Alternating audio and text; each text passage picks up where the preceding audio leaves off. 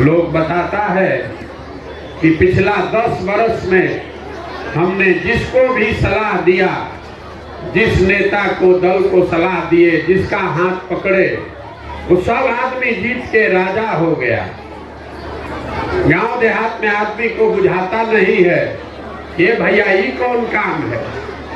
तो जैसे आपके घर में कोई बीमार पड़ता है, आप जाते हैं डॉक्टर के पास दवा कराने, डॉक्टर साहब 500-1000 रुपया फीस लेते हैं आपको दवा देने के लिए।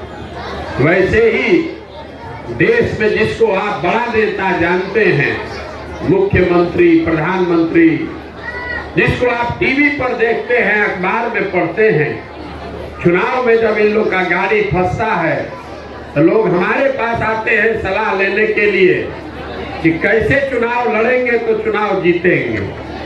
और हमारा फीस 500-1000 रुपया नहीं है, 5-10 लाख रुपया भी नहीं, 5-10 करोड़ भी नहीं। हमारा फीस है 100 करोड़ या उससे ज्यादा।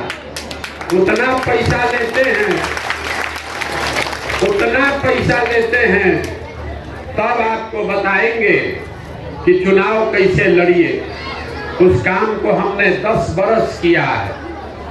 पूरा देश में कितना मुख्यमंत्री को जिताने में कंधा लगाया, लेकिन 2 बरस पहले हमने उस काम को छोड़ दिया है।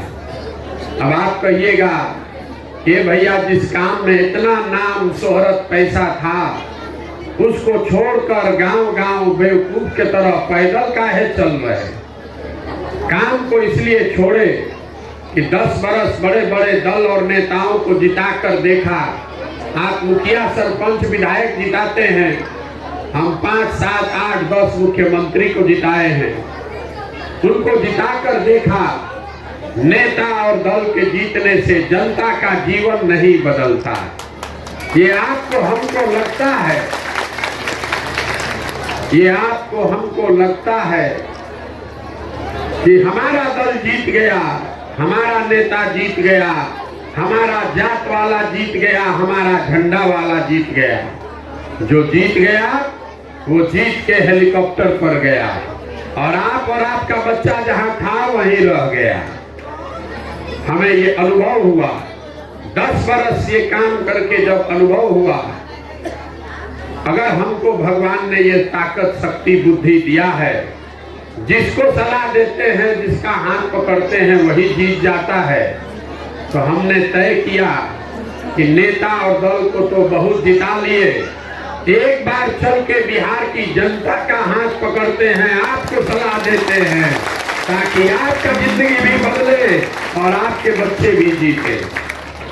इसीलिए ये अभियान शुरू किए। वोट नहीं मांगते, हमारा कोई दल नहीं है।